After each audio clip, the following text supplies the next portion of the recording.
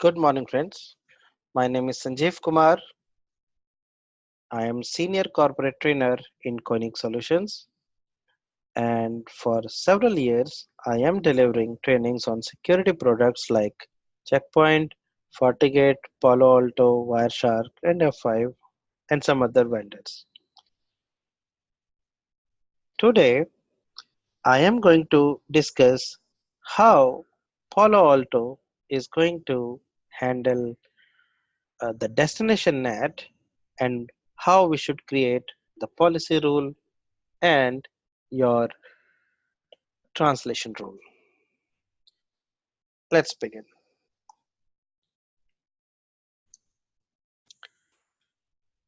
Uh, Here you can see an environment where public PC is a public machine and your firewall has a DMZ server which is situated in a DMZ network.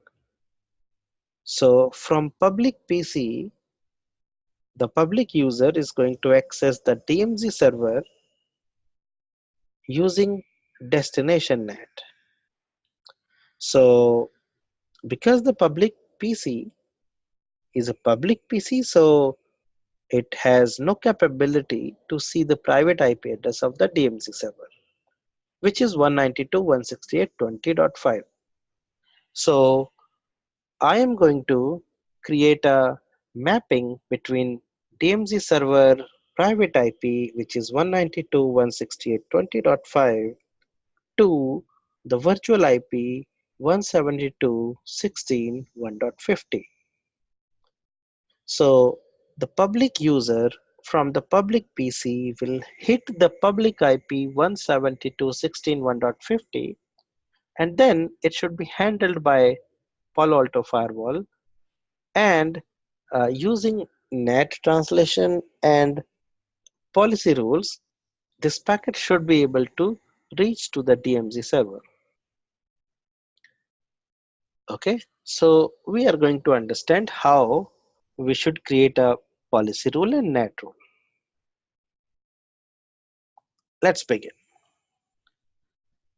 Okay, now here the story begins from the public PC. The public PC has an IP address 172.16.3.1, and it is going to hit the destination 172.16.1.50, which is the public IP address for the DMZ private IP address. So when the packet is going to come out from the public PC, the packet has source IP address 172.16.3.1 and destination IP address 172.16.1.50. So as this IP address, or as this packet reaches to the firewall, Palo Alto firewall, okay, so because the because the packet reaches to the firewall through a public interface, and that public interface is considered as untrust. Okay, and it is going to a public IP which is 172.16.1.50, and that public IP also exists in untrust zone. So ultimately, when the packet is received by the firewall has to determine the source zone and the destination zone. Excuse me. Now, in this situation, because the packet is coming from public network and it is going to a public IP, so the source zone and destination zone both are untrust. And the source IP and destination IP is exactly from the packet. Excuse me. Now, because this is the situation of a packet considered by a Palo Alto firewall. Now, by understanding this situation of the packet, you should consider this kind of NAT rule in Palo Alto. Okay, so when you are creating a NAT rule in the Palo Alto firewall, you should create a rule in which your source zone should be untrust, destination zones should be untrust, source IP address should be 172.16.3.1, your destination IP should be 172.16.1.50, exactly matching to the packet as it is received. And then you are required to mention the translated address in your NAT rule, which will be the private IP address of the DMZ server, which is 192.168.20.5. Now, because the the the packet is is considered by your NAT rule in this way,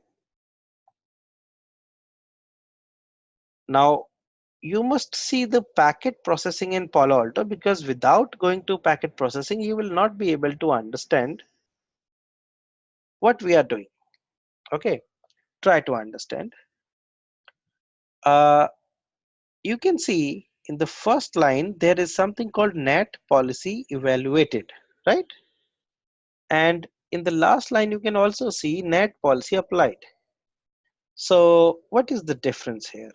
You need to understand that NAT is actually going to be applied in the final stages, but with the help of evaluation,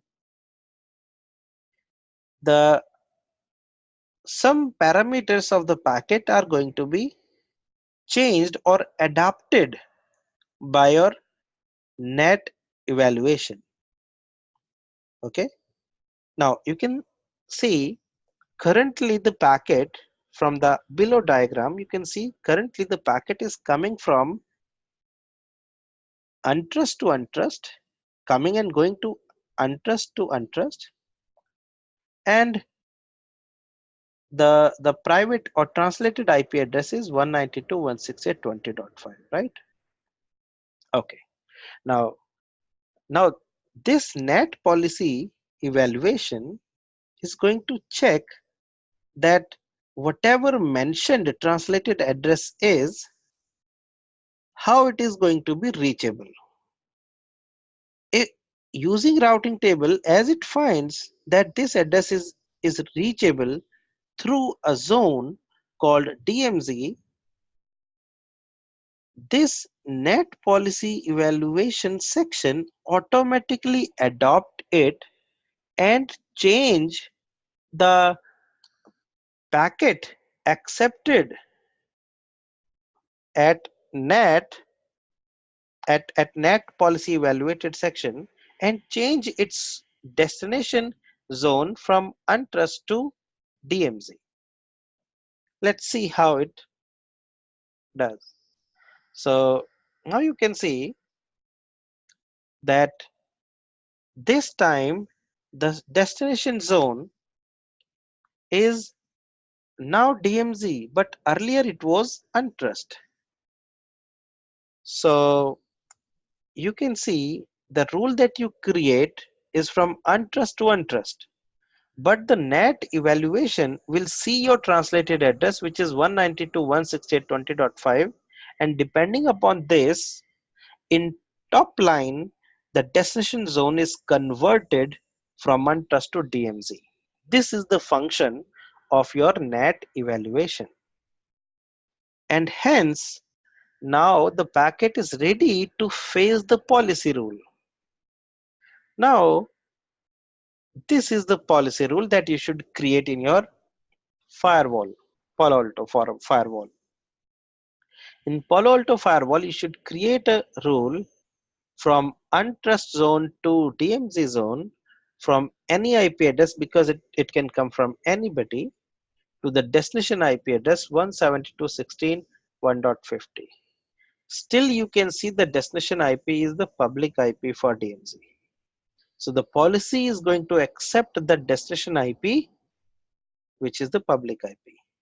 And then you can mention what application and what services are allowed.